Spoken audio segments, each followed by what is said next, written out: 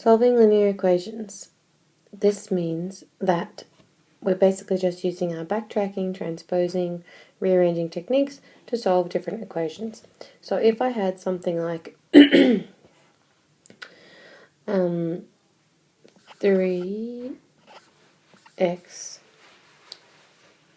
minus 1 over 8 equals negative 2, then I would rearrange for x. I'm solving for x. How am I going to do that? I'm going to times by 8 first. So if I times both sides by 8, then I'm left with 3x minus 1 on the left-hand side. And on the right-hand side, I'm going to have 8 times negative 2.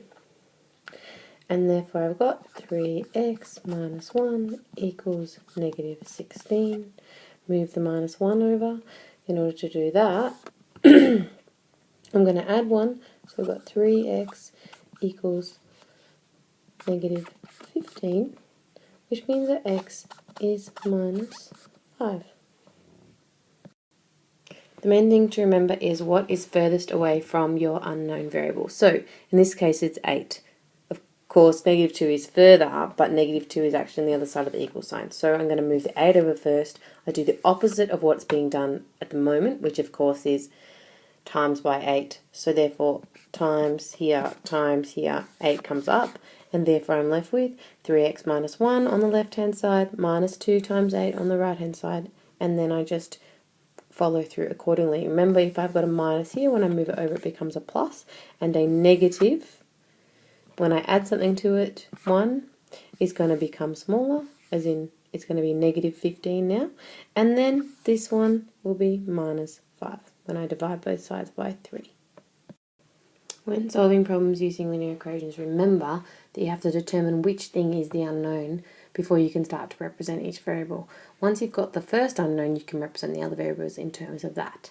Once you've done that, you form an equation using the rest of the information given in the problem, and then you can solve the equation using your inverse operations, transposing. And then once you've done that and found your unknown variable, answer the question. For example, how old are they now? Or, what will be the number of fish in X amount of time, or whatever. It doesn't matter as long as you answer the question. Okay, so let's look at answering this question. Gabby is twice as old as Kate, and Kate is 3 years older than Joe. Brett is 4 times as old as Joe. If the sum of the ages of Kate and Brett are 63, how old is each person? Well, every single one of those persons' ages is in terms of Joe's age. So therefore, Joe is X.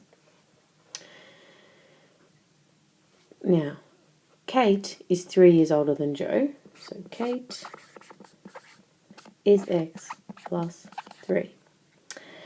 Gabby is twice as old as Kate, so Gabby is 2x plus 6. Or you can put the 2 outside the bracket and then multiply the x plus 3 if you'd rather. And Brett is 4 times as old as Joe, so 4x. Okay, everyone is represented as Joe, so we're all good. Then it says if the sum of the ages of Kate and Brett is 63, so I know that 2x plus 6, sorry, not 2x plus 6, but x plus 3, of course, we're going with Kate, x plus 3, and 4x equals 63. I can find x and therefore find all the ages. So 5x plus 3 is 63. So 5x is 60. So therefore x is 12. So that means that Joe is 12 years old. Kate is 15 years old. Of course, you would answer these in sentences.